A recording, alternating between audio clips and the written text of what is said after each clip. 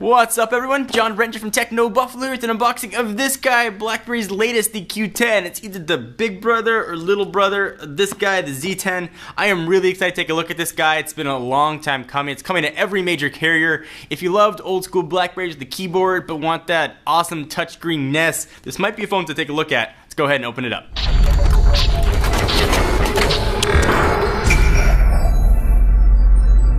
Got the box for the Blackberry Q10, the QWERTY keyboard packing BlackBerry 10 rockin' smartphone from the company formerly known as RIM. Box is much smaller than its Z10 brother. It doesn't have the flash of the Z10 box, but perhaps the phone will make up for that. So nothing really fancy going on around here. This is going to be coming to all major US carriers.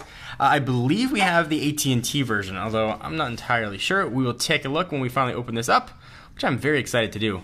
We'll go ahead and cut all that business. We'll cut some business here. And now we should be able to lift off the lid in a very stripteasy manner. Boom! There is the BlackBerry Q10. Looks like we've got the unlocked version, which should work for AT&T's LTE network. So there is that guy. Push it off the side for just a minute. We obviously, if you couldn't tell, have the black version, but also comes in a white. Let's see what else we are going to have inside of Z-Box. I should say Q-Box now, because it's not the Z10. We've got a lightning bolt in here, which I'm guessing has just the wall warts. It does nothing overly exciting there. Inside of this, we've got stuff letting you know you got Snapdragon chips and safety warnings and all that kind of business that we're not going to read. We've got some headphones with different size earbuds and gels, which is great. And we've got a charging cord and the battery, which you're gonna need. No holster, so for all you holster-loving folks, you're gonna have to look elsewhere. Let's pull the battery out of the plastic, take a look at the size. This is actually the biggest battery that RIM has on their current generation of phones. It's actually bigger than what's found in the Z10, and it is 2100 milliamp hours. Very small. It's the NX1 if you're keeping track at home. Let's take a look at the phone, and let's run through all the specs of this guy, and of course we'll power it on and do all that kind of business.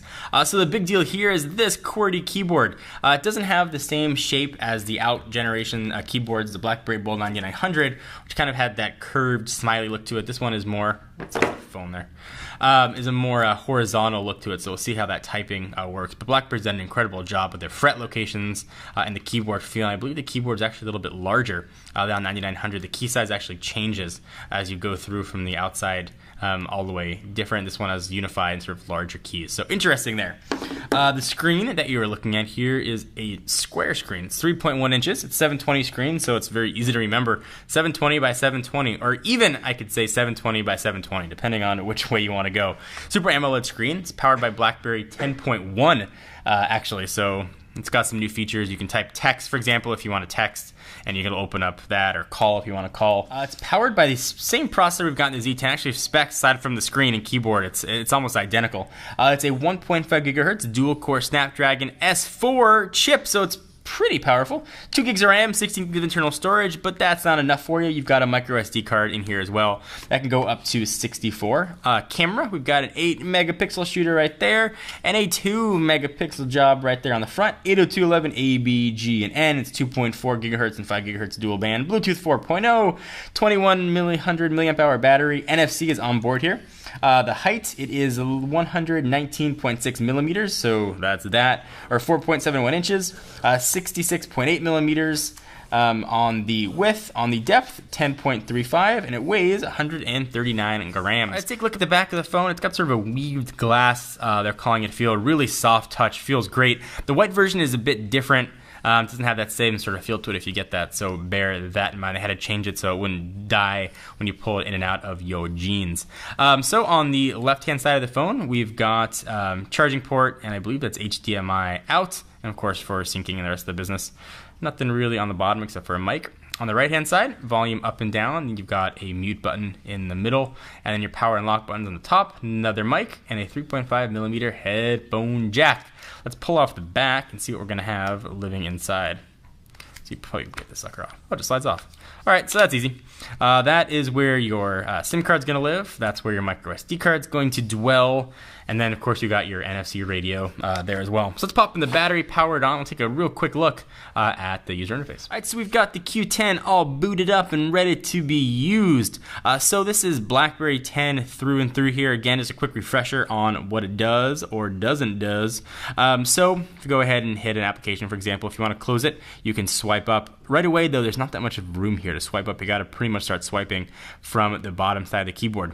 You can access the BlackBerry Hub. If you slide up and do a little peek to the side, you can see what's there. We don't have anything set up there yet at all. And if you want to close an application, you can just hit that X. It looks like you can show 6 applications at a time that are up and running. And of course, you can swipe through all of your apps that are here. It looks like Twitter and Facebook, LinkedIn and Foursquare come out of the box. And of course, you can sideload a ton more. Instagram really probably being the highlight there. And we get access to BlackBerry's app world as well, which has now been refreshed, redone, and are ready to rock. Pulling down gives you access to notifications and all kinds of other stuff. So we'll use this guy for a week or so and see what I think, and we'll compare it, of course, to the outgoing model, or its brother rather, the Z10. You don't get that soft keyboard you can swipe up, but you get this full physical action going on here, which I'm kind of excited to use. I was a huge BlackBerry fan pre-iPhone days. I switched from BlackBerry Pearl to the original iPhone. I used several others before that, so I'm excited to try this again and see what it feels like to type on an actual keyboard. So anything you guys want to see, please leave your comments down below and give the video a thumbs up. We will most definitely appreciate it. I am John Rettinger from Techno Buffalo, and I'll see you guys in the next video. Bye-bye.